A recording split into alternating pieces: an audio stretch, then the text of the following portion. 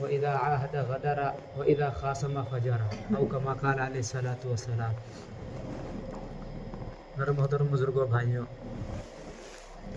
अल्लाह रब्बुल आलमीन ने ईमान वालों की तारीफ़ कुरान मजीद के अंदर फरमाई है और साथ ही ईमान वालों की पहचान भी बताई है कि ईमान वाले कौन लोग हैं।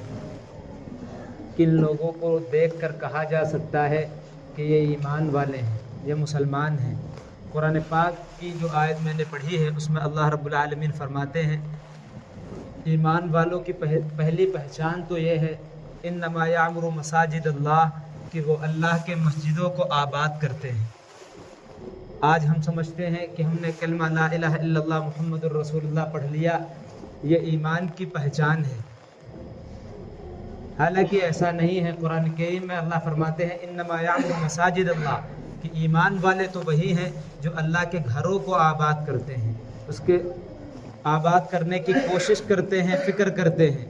दूसरी पहचान कुरान पाक में अल्लाह रब्बुल आलमीन ने बताया मन आमन बिल्लाहि वल यौमिल आखिर, अल्लाह पर और आखिरत के दिन पर ईमान रखते हैं। व अक़ामुस्सलाह, नमाज पढ़ते हैं। ये सब पहचान है, ये अलामत है जिन्हें देखकर कहा जा सकता है कि ये ईमान वाला है।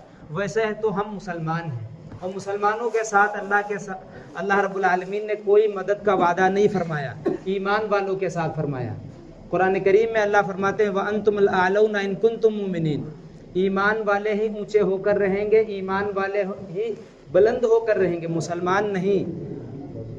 मुसलमान नहीं, ईमान वालों के साथ अल्लाह ने मदद का जो वादा फरमाया ईमान वालों के साथ। अगर हमारे दिल के अंदर ईमान होगा तो जो अल्लाह ने अलामतें बताई हैं वो दिखेंगी।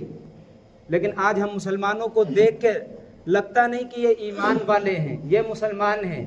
पहली सिफत अल्लाह रब्बुल आलमीन कुरान करीम में फरमाते हैं कि ईमान वालों की पहली सिफत यह है कि वो अल्लाह के घरों को आबाद करते हैं, मस्जिदों को आबाद करते हैं, इसलिए कि ये मस्जिदें अल्लाह का घर हैं। अगर जब हम इनको आबाद करेंगे, इसमें हम नमाजें पढ़ेंगे, अल्लाह का नाम लेंगे, ये आबाद रहेंगी। अगर हम इन मस्जिदों में अल्लाह का नाम ना लें, नमाज पढ़ने के लिए ना आए, अल्लाह की कसम मस्जिदों एक भी मुल्क हिंदुस्तान के अंदर महफूज नहीं रहेंगे। आज हम देखें कि बाबरी मस्जिद को शहीद हुए 33 साल गुजर गए। ये बात हमें याद रखनी चाहिए कि अल्लाह का वो घर जहां हमने 500 साल तक इबादत की, अल्लाह का नाम लिया, ये दिन हमें याद रखना चाहिए। आज 5 दिसंबर है, कल 6 दिसंबर है। ये हिंदुस्तान की तारीख का वो काला दिन है जो हमें नहीं भूलना चाहिए। जब तक कि फैसला नहीं आया था हम लोगों को याद था, लेकिन जब से फैसला आ गया है हम भूलते जा रहे हैं। हमें अपने बच्चों को भी याद कराने की जरूरत है कि आजाद भारत के अंदर, आजाद हिंदुस्तान के अंदर वो मस्जिद जहां हमने 500 साल तक हय्या अलल सलाह हय्या अलल फलाह की सदा देते रहे, 1949 के अंदर इशा की नमाज के बाद मुसल्लियों को बाहर करके ताला लगा दिया गया। हमारी लापरवाही की वजह से हमने मस्जिदों को वीरान कर दिया, हमने मस्जिदों को आबाद करना छोड़ दिया। 1949 को बाबरी मस्जिद के अंदर ताला लगा दिया गया। फिर रात के अंधेरे में चोरों की तरह मूर्तियां रख दी गई मिंबर के पास। ये सब जो तारीख हमें याद रखनी चाहिए, हमें अपने बच्चों को बताने की जरूरत है। फिर सुप्रीम कोर्ट का वो फैसला आया जिसमें कहा गया कि यहाँ कोई मंदिर नहीं था, यहाँ कोई तामीर नहीं थी, सिर्फ आस्था की बुनियाद पर यह फैसला सुनाया गया। और जहां हमने 500 साल तक नमाज पढ़ी वो मस्जिद उन लोगों के हवाले कर दी गई। ये तारीख हमें याद रखनी चाहिए और इससे हमें सबक लेना चाहिए, इससे हमें सबक लेना चाहिए। हमने बाबरी मस्जिद खो दी, ज्ञानवापी की मस्जिद, शंबल की ईदगाह, इन मस्जिदों पर केस चल रहा है। हमें इनसे सबक लेने की जरूरत है। हम अपनी मस्जिदों को आबाद करें और ईमान वालों की जो अल्लाह पहचान बताते हैं कुरान करीम में, वो कलमा पढ़ना नहीं। ये तो कलमा एक बुनियाद है, इससे इस्लाम के अंदर दाखिल किया जाता है, लेकिन जो सबसे पहले ईमान वालों की पहचान ये है कि वो अल्लाह के घरों को आबाद करते हैं। अगर हम मस्जिदों को आबाद नहीं करेंगे कौन करेगा? मा कान लिल मुशरिकीन अन यअमुरु मसाजिद अल्लाह, मुशरिकों का काम तो यह है कि वो अल्लाह के घर से तुम्हें रोकना चाहते हैं। वो चाहे बाबरी मस्जिद हो, वो चाहे संबल की ईदगाह हो, वो चाहे दुनिया की जो कोई भी मस्जिद हो, वो सबसे रोकना चाहते हैं। अल्लाह ने कुरान करीम में फरमा दिया, मा कान लिल मुशरिकीन अन यअमुरु मसाजिद अल्लाह, वो अल्लाह के घरों से तुम्हें रोकना चाहते हैं। और आज हम सुस्ती दिखाते हैं, काहली दिखाते हैं, हम खुद मस्जिद नहीं आते। वो काफिरों वाला काम, मुनाफिकों वाला काम, मुशरिकों वाला काम हम कर रहे हैं। अल्लाह फरमाते हैं, वमन अज़लमु मिम्मन मना मसाजिद अल्लाह, उस शख्स से जालिम कौन होगा जो अल्लाह के घरों को आबाद ना करे। हम अपनी जिंदगियों के अंदर देखें, हम मस्जिदों को आबाद करने वाले हैं, हम मस्जिदों के अंदर नमाजें पढ़ने वाले हैं या वीरान करने वाले हैं। ये इस्लाम के किले हैं, इनकी हिफाजत हमारी जिम्मेदारी है। और इनकी हिफाजत उस वक्त तक नामुमकिन है जब तक कि हम इनको आबाद ना करें। जब तक कि हम इनको आबाद ना करें, इनकी हिफाजत नहीं कर सकते। अल्लाह की कसम, इनकी हम हिफाजत कर ही नहीं सकते। एक के बाद एक मस्जिद हम खोते चले जाएंगे। बाबरी मस्जिद हम खो चुके हैं, ज्ञानवापी का नंबर है।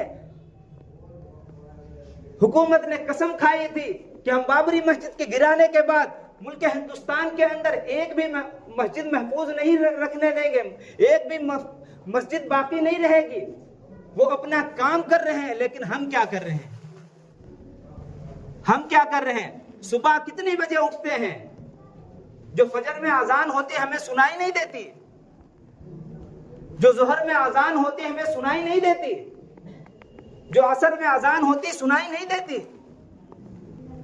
हम मुसलमान हैं, हमारी जिम्मेदारी थी कि हम अल्लाह के घरों की हिफाजत करते, उसको आबाद करने की कोशिश करते। जो लोग आबाद कर रहे हैं, जो इसकी मेहनत में लगे हुए, उनका साथ देते। बाज़ औकात होता हमारे घरों पर तबलीग के कुछ साथी पहुंच जाते हैं मुलाकात करने के लिए, लेकिन हम दरवाजा नहीं खोलते। ये काम तो मुशरिकों का काम था। क्या कहते थे? कुरान ना सुनो, कुरान ना सुनो, अल्लाह के नबी सल्लल्लाहु अलैहि वसल्लम की बातें ना सुनो, ताकि तुम गालिब हो जाओ। वो काम जो कल मुशरिकीन मक्का करते थे, आज हम कर रहे हैं। हमारी जिम्मेदारी है कि हम मस्जिदों को आबाद करें। अल्लाह फरमाते हैं, ईमान वालों की जो पहली सिफत है वो अल्लाह के घरों को आबाद करते हैं। इन्नमा यामुरु मसाजिद अल्लाह मन आमन बिल्लाहि वल यौमिल आखिर व अकामस सलाता व आतज़ ज़का। वो नमाज पढ़ते हैं और अल्लाह के अलावा किसी से नहीं डरते।